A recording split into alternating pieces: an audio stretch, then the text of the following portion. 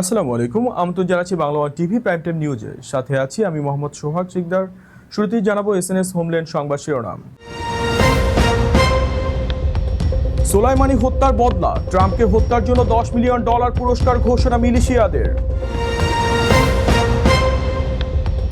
একযোগে 3 প্রাকৃতিক দুর্যোগে কাঁপছে আমেরিকা, দাবানলে পুড়ছে বন, বন্যায় ডুবছে শহর। কানাডার দাবানলের ধোঁয়ায় যুক্তরাষ্ট্রে বায়ু দূষণ, নতুন শুল্ক আরোপের হুমকি দিলেন প্রেসিডেন্ট ট্রাম্প। অভিবাসন অভিযানে নতুন নিয়ম, যানবাহন থামিয়ে তল্লাশিতে বডি ক্যামেরা ব্যবহার করবে আইস। শুনছিলেন শিরোনাম, এবারে বিস্তারিত। একদিকে যুক্তরাষ্ট্র, অন্যদিকে ইরানপন্থী সশস্ত্র গোষ্ঠীর দীর্ঘদিনের উত্তেজনার আগুনে এবার নতুন করে ঘি ঢালল এক চাঞ্চল্যকর ঘোষণা। মার্কিন প্রেসিডেন্ট ডোনাল্ড ট্রাম্পকে হত্যার জন্য $10 মিলিয়ন পুরস্কার ঘোষণা করেছে ইরাকের একটি মিলিশিয়া জোট। কেন এমন হুমকি, আর কি পদক্ষেপ নিতে পারে যুক্তরাষ্ট্র, বিস্তারিত জানাচ্ছেন নিয়ামতুল্লাহ সিরাজি। যুক্তরাষ্ট্রের প্রেসিডেন্ট ডোনাল্ড ট্রাম্পকে হত্যার জন্য $10 মিলিয়ন পুরস্কার ঘোষণা করেছে ইরাক ভিত্তিক ইরান সমর্থিত সশস্ত্র জোট Islamic resistance in Iraq. Trump সম্প্রতি 2020 সালে ইরানি জেনারেল কাসেম সোলাইমানিকে হত্যার ঘটনায় নিজের ভূমিকার কথা আবারও উল্লেখ করার পর এই ঘোষণা আসে। জোটের দাবি, ট্রাম্পের বক্তব্য ইরান এবং ইরাকের নিহত সামরিক নেতাদের প্রতি অবমাননাকর। তাদের ভাষ্য, যে ব্যক্তি ট্রাম্পকে হত্যা করবে কিংবা এমন অভিযানে অর্থ, অস্ত্র এবং লজিস্টিক সহায়তা দেবে তাকে $10 মিলিয়ন পুরস্কার দেওয়া হবে। তারা আরও দাবি করেছে, সদস্যদের অনুদানের মাধ্যমে এই অর্থ সংগ্রহ করা হয়েছে, তবে এই দাবির পক্ষে কোনো প্রমাণ প্রকাশ করা হয়নি। গোষ্ঠীটির দাবি, কাসেম সোলাইমানি এবং ইরাকি মিলিশিয়া নেতা আবু মাহদি আল মুহান্দিস হত্যার প্রতিশোধ নিতেই এই ঘোষণা দেওয়া হয়েছে। এর আগেও ট্রাম্পকে লক্ষ্য করে হুমকি দেওয়া হয়েছিল। সোলাইমানির জানাজার সময় ট্রাম্পের মাথার দাম $100 মিলিয়ন উল্লেখ করে ব্যানারও প্রদর্শন করা হয়। ইসলামিক রেজিস্ট্যান্স ইন ইরাক একক কোনো সংগঠন নয়, এটি ইরান সমর্থিত কয়েকটি শিয়া সশস্ত্র গোষ্ঠীর সমন্বয়ে গঠিত একটি জোট। যুক্তরাষ্ট্রের অভিযোগ, এই জোট দীর্ঘদিন ধরে ইরাক ও সিরিয়ার মার্কিন সেনা ও কূটনৈতিক স্থাপনার রকেট ও ড্রোন হামলা চালিয়ে আসছে। বিশ্লেষকদের মতে, সাম্প্রতিক সময়ে ওয়াশিংটন ও তেহরানের উত্তেজনা নতুন উচ্চতায় পৌঁছেছে। এমন পরিস্থিতিতে এই ঘোষণাকে মধ্যপ্রাচ্যের চলমান সংঘাতের আরও উদ্বেগজনক ইঙ্গিত হিসেবে দেখা হচ্ছে। যুক্তরাষ্ট্র জুড়ে একসঙ্গে আঘাত হেনেছে দাবানল, বন্যা ও দাবানলের ধোঁয়া। পূর্বাঞ্চলে কানাডার দাবানলের ধোঁয়ায় কোটি মানুষের জীবন ব্যাহত।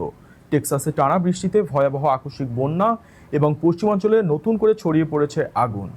জলবায়ু পরিবর্তনের প্রভাবে এসব চরম আবহাওয়ার ঘটনা আরও তীব্র ও দীর্ঘস্থায়ী হচ্ছে বলে সতর্ক করেছেন বিজ্ঞানীরা। একই সময়ে 3টি বড় প্রাকৃতিক দুর্যোগে বিপর্যস্ত যুক্তরাষ্ট্র। পূর্বাঞ্চলে কানাডার দাবানলের ঘন ধোঁয়ায় বাতাস মারাত্মকভাবে দূষিত হয়েছে। পশ্চিমাঞ্চলে দ্রুত ছড়িয়ে পড়ছে নতুন নতুন দাবানল, আর দক্ষিণে টেক্সাসে চলছে ভয়াবহ আকস্মিক বন্যা।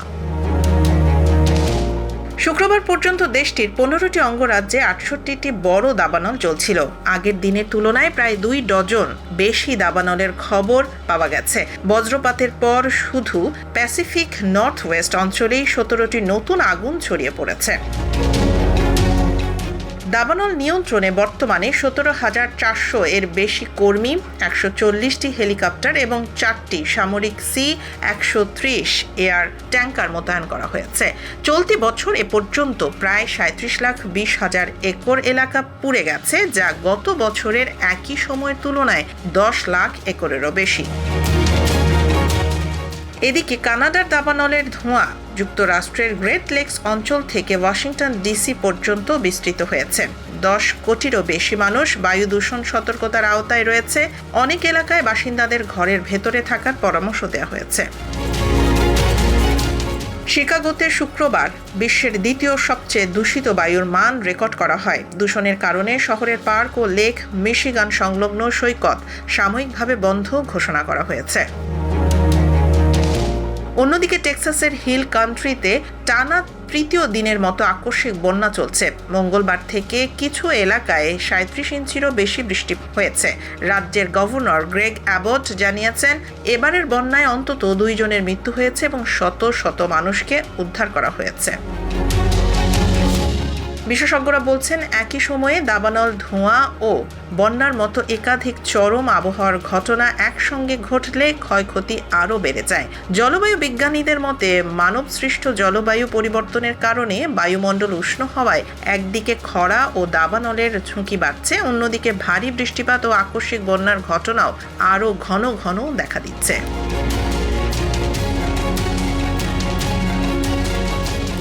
কানাডার দাবানলের ধোঁয়ায় আবারও যুক্তরাষ্ট্রের বিস্তীর্ণ অঞ্চল বায়ু দূষণের কবলে। এই পরিস্থিতিতে কানাডাকে দায়ী করে নতুন করে শুল্ক বাড়ানোর হুমকি দিয়েছেন প্রেসিডেন্ট ডোনাল্ড ট্রাম্প।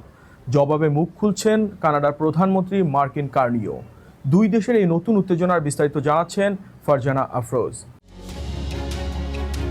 কানাডার দাবানলের ধোঁয়ায় আবারও যুক্তরাষ্ট্রের বিস্তীর্ণ এলাকা বায়ু দূষণের কবলে পড়েছে। এ পরিস্থিতিতে কানাডার বিরুদ্ধে নতুন করে শুল্ক বাড়ানোর হুমকি দিয়েছেন মার্কিন প্রেসিডেন্ট ডোনাল্ড ট্রাম্প। নিজের সামাজিক যোগাযোগ মাধ্যম ট্রুথ সোশ্যালে ট্রাম্প দাবি করেন, কানাডা তাদের বন ও ঝোপঝাড় সঠিকভাবে রক্ষণাবেক্ষণ করছে না। এর ফলে বিষাক্ত ধোঁয়া যুক্তরাষ্ট্রে প্রবেশ করছে এবং কোটি কোটি ডলারের আর্থিক ক্ষতি হচ্ছে। তার ভাষায়, এই দূষণের খরচ কানাডার ওপর আরোপিত শুল্কের সঙ্গে যোগ করা উচিত।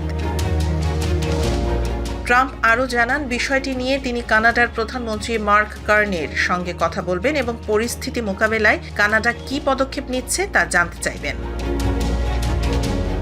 অন্যদিকে প্রধানমন্ত্রী কার্নি ট্রাম্পের সমালোচনার জবাবে বলেন, জলবায়ু পরিবর্তনের বিরুদ্ধে কানাডা পরিচ্ছন্ন জ্বালানিতে বিনিয়োগ অব্যাহত রেখেছে। তিনি ইঙ্গিত করেন, যুক্তরাষ্ট্রই সাম্প্রতিক সময়ে আন্তর্জাতিক জলবায়ু উদ্যোগ থেকে নিজেদের সম্পৃক্ততা কমিয়েছে।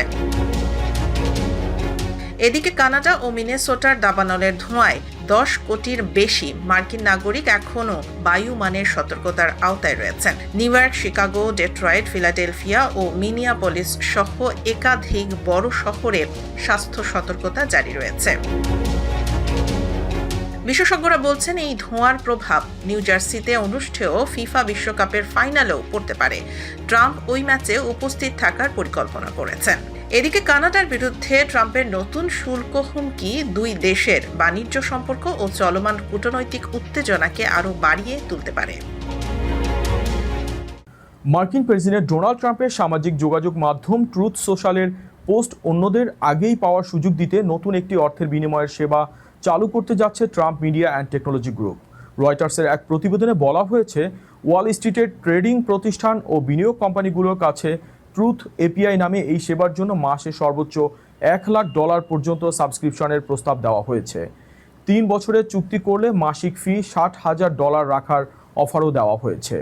কোম্পানির দাবি, এই সেবার মাধ্যমে ট্রুথ সোশ্যালের সবচেয়ে প্রভাবশালী 10টি অ্যাকাউন্টের পোস্ট সাধারণ নোটিফিকেশনের আগেই গ্রাহকদের কাছে পৌঁছে যাবে। আগামী 1 আগস্ট সেবাটি চালু করার কথা রয়েছে। বিশ্লেষকদের মতে, ট্রাম্পের সামাজিক যোগাযোগ মাধ্যমের পোস্ট প্রায়ই শেয়ার বাজারে বড় ধরনের প্রভাব ফেলে। ফলে কয়েক মিলিসেকেন্ড আগেই তথ্য পেলে উচ্চগতির ট্রেডিং প্রতিষ্ঠানগুলো বড় অঙ্কের মুনাফা করতে পারে। তবে এই উদ্যোগের সমালোচনা করেছেন ডেমোক্রেট আইন প্রণেতারা। তাদের অভিযোগ, এটি ট্রাম্প পরিবারের আর্থিকভাবে লাভবান হওয়ার সুযোগ তৈরি করতে পারে এবং ওয়াল স্ট্রিটের বড় বিনিয়োগকারীদের অতিরিক্ত সুবিধা দেবে। যদিও ট্রাম্প মিডিয়া জানিয়েছে, নতুন এই সেবা তাদের জন্য একটি নতুন আয়ের উৎস তৈরি করবে। তবে গ্রাহকদের পরিচয় বা চূড়ান্ত মূল্য এখনও আনুষ্ঠানিকভাবে প্রকাশ করা হয়নি। 4 বছর বয়স পর্যন্ত যেই বাড়িতে বেড়ে উঠেছিলেন ডোনাল্ড ট্রাম্প, সেই বাড়িটি এখন নতুন মালিকের হতে যাচ্ছে। 1 বছরের সংস্কারে বদলে গেছে পুরো চেহারা। ঐতিহাসিক এই বাড়ির মূল্য, সংস্কার এবং বিক্রির পুরো গল্প নিয়ে বিস্তারিত থাকছে প্রতিবেদনে। যুক্তরাষ্ট্রের প্রেসিডেন্ট ডোনাল্ড ট্রাম্পের শৈশবের বাড়িটি অবশেষে নতুন ক্রেতা পেয়েছে। নিউ ইয়র্ক সিটির কুইন্সের অভিজাত জ্যামাইকা এস্টেটস এলাকায় অবস্থিত টিউডর শৈলীর এই বাড়িটি গত 1 বছরে ব্যাপক সংস্কারের পর বিক্রির চুক্তি সম্পন্ন হয়েছে।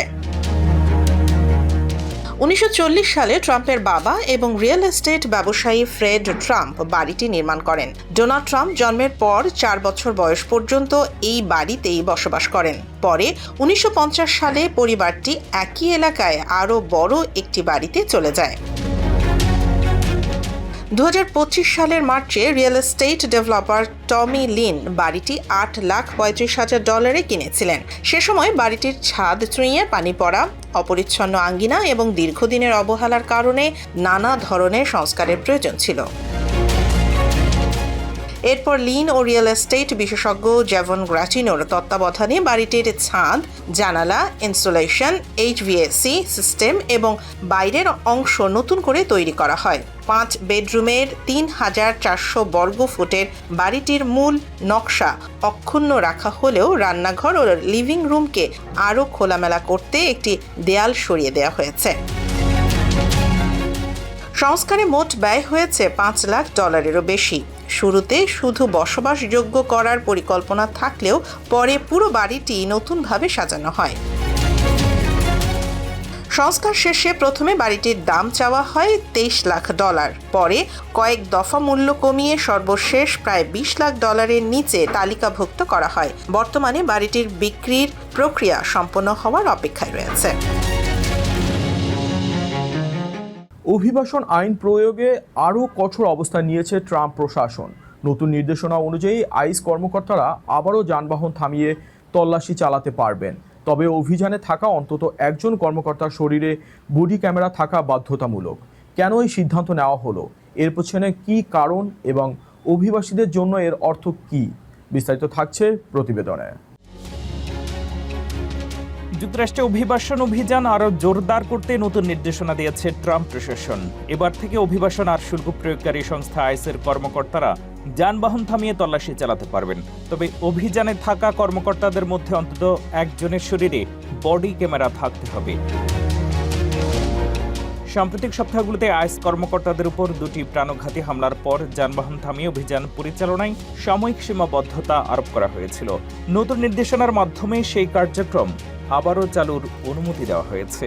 হোয়াইট হাউস বলছে, যুক্তরাষ্ট্রে অবৈধভাবে অবস্থানকারী গুরুতর অপরাধীদের গ্রেপ্তার ও বহিষ্কারের ক্ষেত্রে যানবাহন থামিয়ে অভিযান একটি গুরুত্বপূর্ণ কৌশল। সাবেক ভারপ্রাপ্ত homeland security secretary Chad Wolf বলেন, কংগ্রেস এপ্রিল মাসেই বডি ক্যামেরা কেনার অর্থ অনুমোদন করেছিল। তবে ডিপার্টমেন্ট অফ হোমল্যান্ড সিকিউরিটি কার্যক্রমে দীর্ঘ বিরতির কারণে এগুলো সরবরাহ বিলম্বিত হয়। প্রশাসনের দাবি, আগামী 60 দিনের মধ্যে আইসের প্রায় সব ফিল্ড অফিসে বডি ক্যামেরা পৌঁছে যাবে। বর্তমানে অর্ধেকের বেশি ফিল্ড অফিসে এসব ক্যামেরা ব্যবহৃত হচ্ছে। এদিকে সমালোচকদের অভিযোগ, আইসের অভিযান নিয়ে উত্তেজনাপূর্ণ রাজনৈতিক বক্তব্য আইন শৃঙ্খলা পরিস্থিতিকে আরও জটিল করে তুলেছে। তবে ট্রাম্প প্রশাসনের অবস্থান, যুক্তরাষ্ট্রে বৈধভাবে বসবাসের অধিকার নেই এমন ব্যক্তিদের বিরুদ্ধে অভিবাসন আইন কার্যকর করা অব্যাহত থাকবে। প্রশাসনের ভাষ্য, বডি ক্যামেরার ব্যবহার কর্মকর্তাদের জবাবদিহি বাড়ানোর পাশাপাশি অভিযানকে আরও স্বচ্ছ ও নিরাপদ করবে। বিশ্বকাপ ফাইনালকে ঘিরে নিউ ইয়র্ক ও নিউ জার্সিতে এখন উৎসবের আমেজ। বিশ্বের নানা প্রান্ত থেকে আসা সমর্থকদের ভিড়ে মুখর ফ্যান ভিলেজ ও দলগুলোর হোটেল এলাকা।